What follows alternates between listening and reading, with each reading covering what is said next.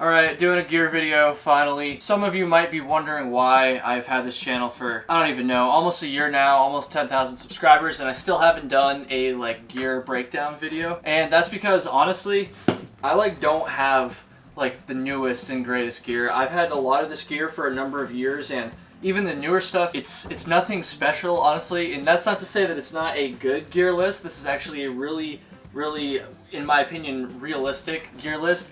But it's just not cutting edge. It's just not sexy and new, so I've just kind of resisted doing that. However, I am going to be going on a 50-mile through hike on the Monadnock to Sunapee Greenway Trail in New Hampshire, and so I just packed my gear for that, and I thought since I have it right here and I'm running out of fucking video ideas, I would just go through it all. So if you're used to watching these gear loadout videos where people have all this brand new shit that companies have sent them and all this new cutting edge sexy gear, that's not what this is going to be. However, this gear has been tested for some items literally thousands of miles, and it's just going to give you a realistic idea of how you can kind of piece together an ultralight gear kit, kind of throughout the years rather than just dropping a ton of money all at once. And with that said, let's get into it. Let me take a sip here. To start off, my trekking poles. These are your typical Leki Corklite trekking poles. I've gone through 2 pairs of these things, and there's really not much to say about them, honestly. This pair is relatively new still, and I like them a lot. There's probably lighter ones out there. Maybe I'll get something lighter when these finally shit the bed, but for now, they're doing a good job, and they definitely have saved my knees a lot over the years. Let's get into the backpack. So this thing, this is a ULA CDT backpack from 2014. So again, I feel weird making a video talking about gear that's friggin' 6 years old at this point, but that's what we're doing here. I've had this pack since 2014. It's an amazing pack. I've gotten at least 2,500, probably more, probably closer to 3,000 miles out of this thing, honestly. The entire Long Trail, the entire Appalachian Trail, most of the Adirondack 46 and the White Mountain 48. I use it on day hikes. I use it on all my backpacking trips, and it's been an amazing pack. With that said, I have a Mountain Laurel Designs Profit in the mail that should be here in a couple weeks, hopefully. But the reason I got a different pack is not because I didn't like this thing, it's just because I've had it for so long that I just wanted something new, But this thing's been an amazing pack. Let's get into the outside stuff before we do a deep dive inside of this f***ing thing. To start off, we'll just go with the water bottles. I'm just your classic ultralight douchebag hiker. I just do the smart water bottle thing. I've been using these plastic, not these specific plastic bottles, but I've just been using the Smart Water or the Life Water bottles. Sawyer for the filter, obviously. I have done some sponsored content with Sawyer before, but I've actually been using this filter for, 5 years at least. I mean, this was my go-to filter long before I ever started YouTube or my podcast Trail Tales or anything like that, so I really love this filter, and if Sawyer tells me to f*** off tomorrow and that they never want to ever work with me again, I'm probably still going to use it, so I really dig the Sawyer filter. We got just my tent poles. I have a Big Agnes Fly Creek UL2 tent, which I will talk more about in a minute, but these awkward tent poles don't really fit anywhere else, so I just shove them in the side pocket here. Let's get into the big old pocket. That's one thing I really like about this backpack is this huge mesh pocket. I know other packs have that too, but for me, I like to store all of my gear that can get wet in this outside pocket and save the inside room for, things like my clothing or my electronics, my sleeping bag, obviously, all that stuff. So I really like to fill this freaking big pocket up, and it's super stretchy, super awesome, ton of room in here. So first thing we're going to pull out is my rain jacket. This is, again, classic UL, budget hiker the Frogg Toggs rain jacket. I mean, you probably know this thing. It's 20 bucks, and it's also one of, if not the lightest rain jacket on the market too. It's a little bit flimsy, that's a common complaint with this thing, but when I thru hiked the Appalachian Trail, I made the entire trail with just one pair of Frogg Toggs. I never had to buy another one. I really love this thing. It's not the most comfortable jacket in the world, but it's really light, and it really keeps you warm and dry when you need it to. So keep going here. We got some Sawyer Picaridin, I think is how you pronounce that, bug spray. This was sent to me by Sawyer when we were doing a previous sponsored video and for my podcast and stuff. So I have found that this stuff works really well against mosquitoes. I've used it a couple times in the White Mountains so far this year, and honestly blew away my expectations. Next we got just my tent stakes for my backpack. 10 stakes for my tent. I could probably keep these inside my pack, but they're kind of dirty and it doesn't matter if they get wet, so I just keep them on the outside. I have one of the Sawyer Squeeze water bags, but I don't use this to actually like attach to the filter like some people do. I just keep a spare one of these in my bag so that if I need to carry 3 liters of water or just, you know, have more water at camp, say the water source isn't super accessible, I can just have an extra liter right here. It's pretty rare that I'll actually fill this up and hike with it, but it does come in handy sometimes, and I don't really know how much the thing weighs. It's got to be like an ounce or 2. It's not a big deal. Next we have just a little bit of toilet paper, which I definitely need to refill before my hike because I'm going to be eating a lot of hot sauce. And my my Snow Peak titanium spork. Gotta have purple, obviously. I've had this thing for a while. I mean, it's a titanium spork. It's one of the coolest pieces of gear on the market, people. Next we have 50 feet of paracord for a bear bag. I know you could probably get like something lighter for this, like the Z-Pack stuff. And the last thing that's on this outside pocket here is the rain fly to my tent. So I know a lot of people like to keep their tent all packaged up in like one system, but I spread my entire tent out. Why don't we go inside this thing next here? First thing, my food bag, which is still packed from my last backpacking trip, believe it or not. That's actually pretty disgusting. I'm kind of afraid to open this. But this is just a Sea to Summit, just like regular stuff sack.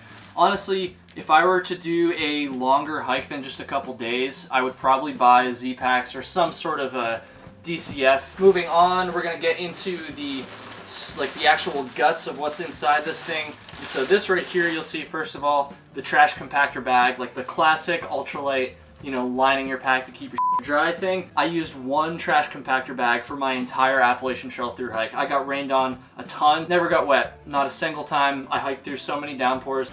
We'll pull out my pots here. Yes, I know ultralighters that cold soak are probably like cringing at this, but I gotta have a cook system, folks. And so this is a very old MSR Titanium Kettle, I think it's called.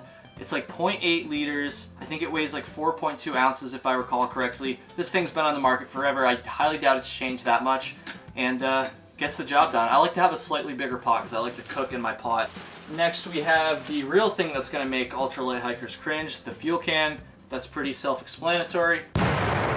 Getting into here, we have my little like ditty bag thing, which is just a Ziploc, obviously.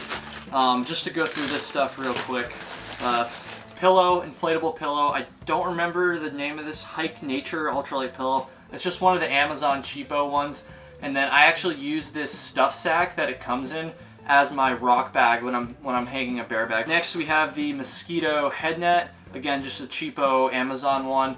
Probably gonna ditch this as the fall gets closer because hopefully the bugs won't be as bad. We have my headlamp, which is one of the newest pieces of gear I have. It's just the Nightcore, the NU25 Nightcore headlamp that you've probably seen before. I really like this thing, way better than my other headlamp. Just another Amazon cheapo carabiner for hanging my bear bag. That's also pretty new. A couple like random, like, what's this, a Sani cloth. So like if I cut myself or something, just a little bit of KT tape as well. I should probably throw a couple band-aids in here.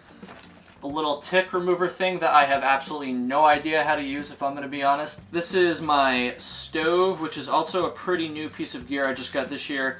It's just one of the Amazon like cheapo BSR stoves, I think it is. I mean, this thing is so tiny and so light. It probably weighs like an ounce or 2.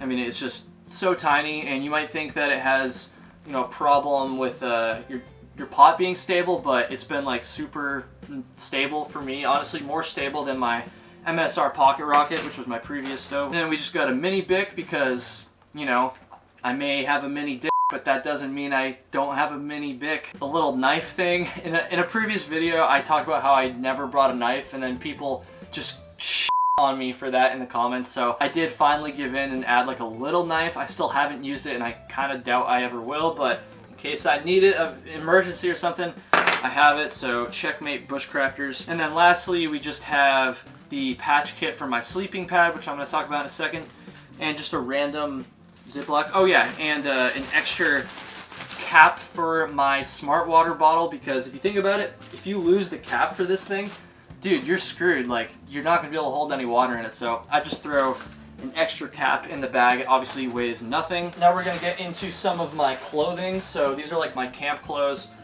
Just one extra pair of socks. Gotta go darn tough and rep my Vermont companies, you know. This is just like a North Face like base layer thing with a hoodie. It's not super warm. I don't remember how much it weighs, but it's pretty light.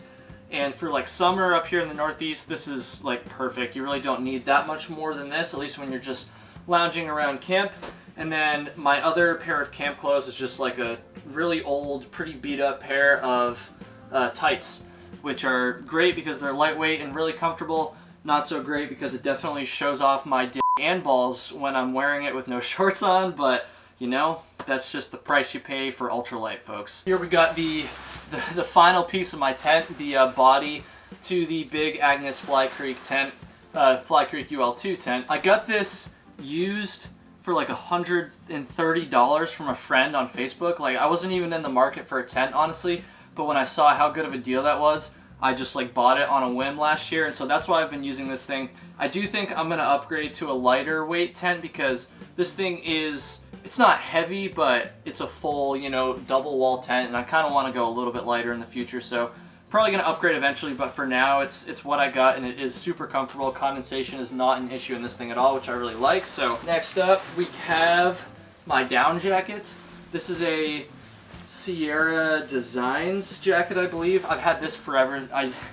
It's pretty disgusting, honestly. I wear this just as like my normal winter jacket even when I'm not hiking, and so it's really old. I need to replace this soon. It smells f***ing terrible. And then the last piece of, no, not the last, the second to last piece of gear in here is my quilt. This is a Hammock Gear Econ 30-degree quilt. It's not like the lightest quilt out there, but it's still like lighter than a normal sleeping bag, I guess. If you're like on a strict budget but you want like a UL quilt, I would definitely recommend this because it was only like, I want to say $140 maybe, $170, something like that. Again, I'll put it on the screen. It's down. It's really, really comfortable. I freaking love this thing. I should probably upgrade to something lighter eventually, but I just can't bring myself to drop the cash right now, so for the time being, for the Monadnock to Sunapee Greenway Trail, this will do. And then the last piece of gear in here is my sleeping pad, which I just want to point out here is the frame to my pack. So it's just kind of, you know, folded up against the back here. And this pad is not going to surprise you at all because you've seen it a million times, but it's the Thermarest Neoair sleeping pad, just the regular size, regular length and width and all that stuff. I'm 5'10", and it works perfectly. Super comfortable, super lightweight, and super warm, honestly. I feel like the warmth to weight ratio on this pad is really, really good, and I've really enjoyed using it so far. It's a relatively new piece of gear, but I've taken it out at least 3 or 4 times now, so I'm really digging it, and it's fun to kind of fold it up like that and use it as a pad. So the only things that I'm missing now would just be things that I put in my hip belt pocket normally. So I'll usually put my phone and the map to wherever I'm going in my right hip belt pocket, and then on the left I'll usually put some camera accessories. I didn't include any of my camera equipment in this list because most people don't carry a huge camera with them when they're hiking, but I would definitely have to add at least probably like 3 pounds of weight of camera stuff, unfortunately. Be on the lookout next week for the first round of the Monadnock to Sunapee Greenway Trail videos. I'm gonna make a video every single day on my hike, I decided, and there'll be 4 videos in total, and they're gonna be super fun, hopefully, unless I f them up. I haven't shot them yet.